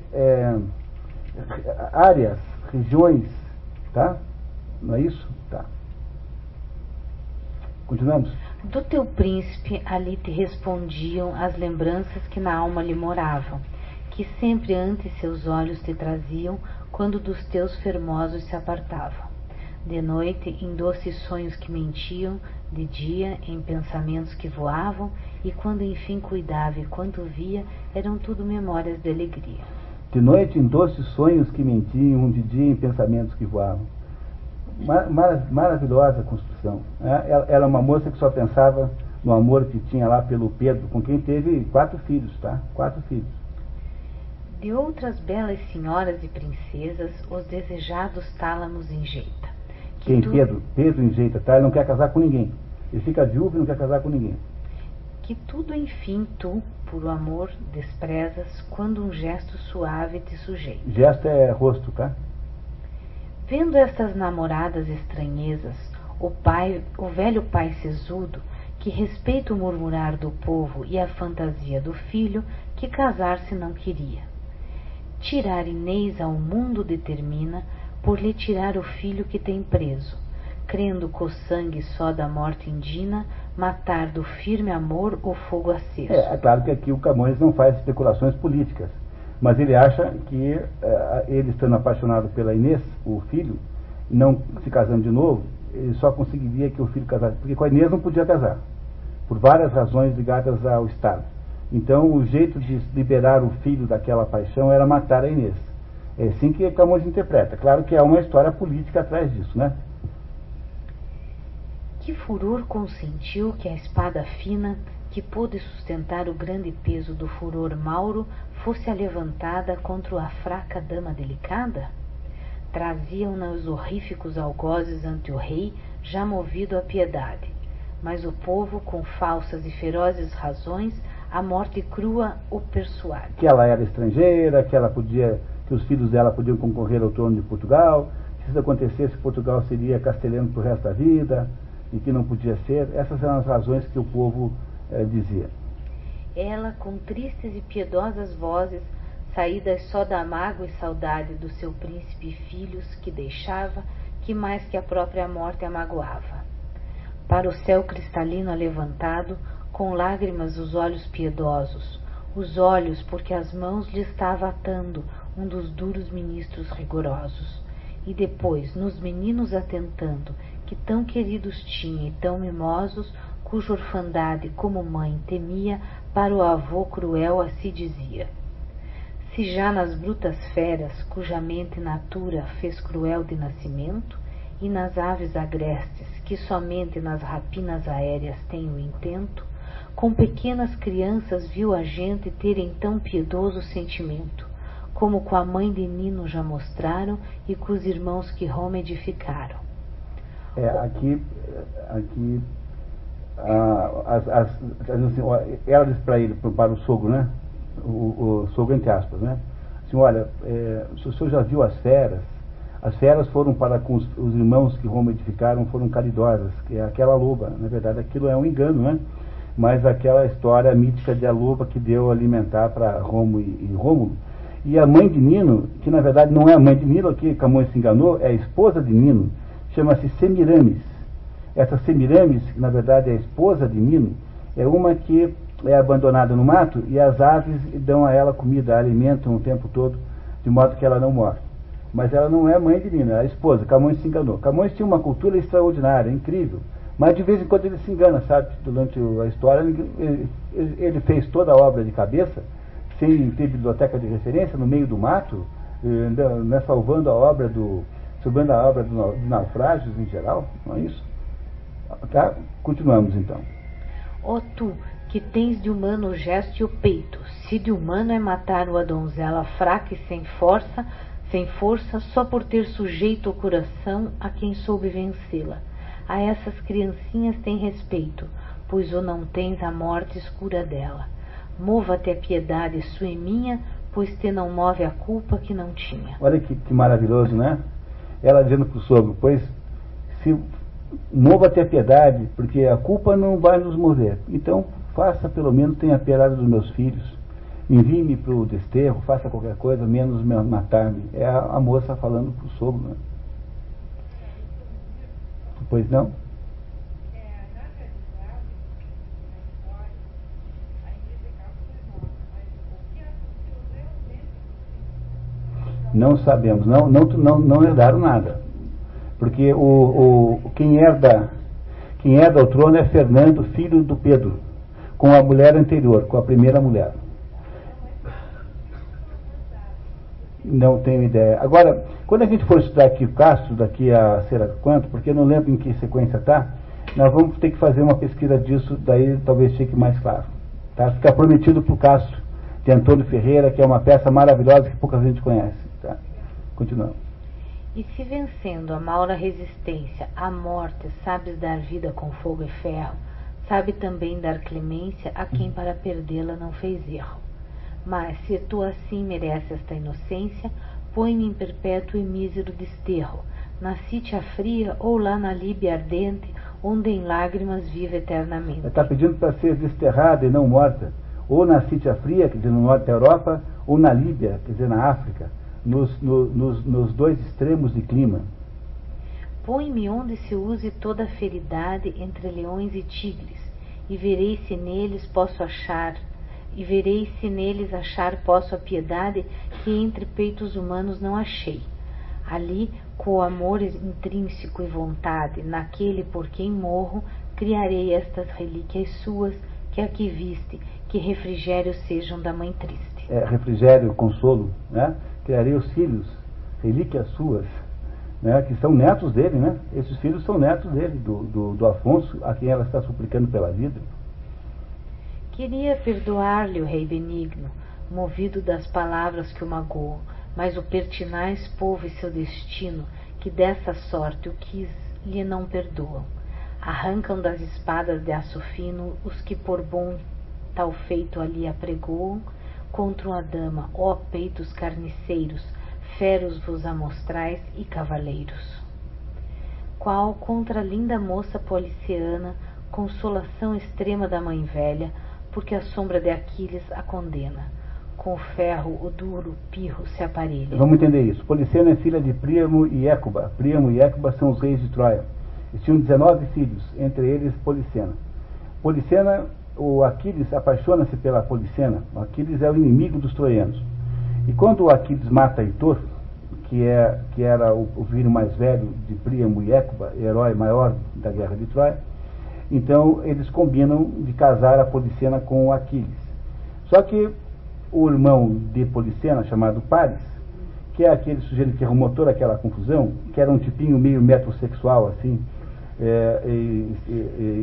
esquisitão, esse Paris aproveita aquele casamento e atira uma flecha contra o calcanhar de Aquiles, que era o único pedaço do corpo de Aquiles vulnerável. E aí então, por causa disso, né, o Aquiles é morto. Então, a Policena é a consolação extrema da mãe velha. Écuba já era muito velha, a mãe dela. Porque a sombra de Aquiles, ou seja, o espectro, né, porque ele morreu, a condena, dizendo que foi ela quem armou aquela armadilha, com ferro duro o pirro se aparelha. O pirro é um dos filhos de Aquiles, e então ele pega a espada e mata a Policena. É essa comparação que ele está fazendo aqui entre a Policena e a Inês de Castro. Mas ela, os olhos com que o ar serena, bem como paciente e mansa ovelha, na mísera mãe postos que endoudece, ao duro sacrifício se oferece. Essa daí é a Policena, né? Tá. Tais contra Inês os brutos matadores, no colo de alabastro, que sustinha as obras com que amor matou de amores aquele que depois a fez rainha. As espadas banhando e as brancas flores que ela dos seus olhos seus regadas tinha, se encarniçavam, férvidos e irosos, no futuro castigo não cuidosos. Esses aí que a mataram não lembraram que depois seriam perseguidos pelo Pedro, que era crudelíssimo, e o Pedro então mandou arrancar o coração de um pela frente, pelo peito, e do outro pelas costas, como morte sádica, para esses dois que mataram a Inês de Castro. Isso tudo é verdade, é real, tá? História. Então ele está aqui mostrando a barbaridade que é matar uma mocinha dessa, né? A título de pretensos problemas políticos. Bem puderas, ó sol, da vista destes, teus raios apartar aquele dia, como da ceva à mesa de Tiestes, quando os filhos por mão de Atreu comia. Esse Atreu era rei de Micenas e era casado com uma mulher chamada Érope. Essa Érope teve um caso com o irmão dele, Tiestes, um caso com a cunhada, né, e teve um filho com a cunhada. E aí teve 2 filhos com a cunhada. E esse Tiestes com a mulher de Atreu. Quando Atreu descobriu, mandou pegar os 2 meninos e servi-los como se fossem animais. Quando cozinhar, convidou o irmão para um jantar e ofereceu os 2 meninos como se fossem um animal qualquer. E o Atreu comeu, o Tiestes comeu os filhos, achando que era um carneiro, coisa parecida. E nesse dia, por causa do horror dessa situação, o sol ficou com tanta vergonha que parou de escondeu-se, parou de brilhar. Então aqui está dizendo Camões que exatamente como nesse dia, que na morte da Inês de Castro, que o sol deveria também parar de brilhar. De tamanha vergonha que representava uma coisa daquela. Vós, ó côncavos vales, que pudestes a voz extrema ouvir da boca fria o nome do seu Pedro, que lhe ouvistes por muito grande espaço repetistes. Assim como a Bonina, que cortada antes do tempo foi, cândida e bela, sendo das mãos lascivas maltratada da menina que a trouxe na capela. O cheiro traz perdido e a cor murchada, tal está morta a pálida donzela, secas do rosto as rosas e perdida a branca e viva cor com a doce vida. A Bonina é uma flor, né? E agora a última estrofe é a mais perfeita estrofe, sob o ponto de vista literário, de toda a obra. É uma maravilha de história, a 135. Preste atenção. As filhas do Mondego, a morte escura, longo tempo chorando, memoraram, e por memória eterna, em fonte pura as lágrimas choradas transformaram. O nome lhe puseram, que ainda dura, dos amores de Inês, que ali passaram. Vede que fresca fonte rega as flores, que lágrimas são a água e o nome amores. Essa é a fonte que tem lá em Coimbra. Do lado da universidade tem ali perto essa fontezinha, que é a fonte dos amores, feitas com as lágrimas das ninfas do Mondego, ou seja, das criaturas elementais do Mondego chorando a morte de Inês de Castro. É um rio. É. De Portugal, passa em Coimbra. Então, como todo rio, tem suas ninfas, né? Não é emocionante essa história? É uma história maravilhosa, né? Camões é sobretudo um poeta lírico, né? Porque ele escreve poesia lírica como ninguém. E ele, nesse momento aqui, usa toda a potência que se possa imaginar que um poeta tenha para descrever a situação de Inês de Castro, que é com ela que nós paramos agora um pouquinho, tomamos um café e voltamos daqui a 15 minutos. Eu queria anunciar aqui com muito prazer que a doutora Alice, que está aqui, trouxe aqui, ó, olha, você não imagina o que ela está presenteando o grupo aqui para o Coffee Break com chocolate suíço. Tá? Olha só que maravilha. Muito obrigado, doutora Alice, tá? Tá? Muito bem.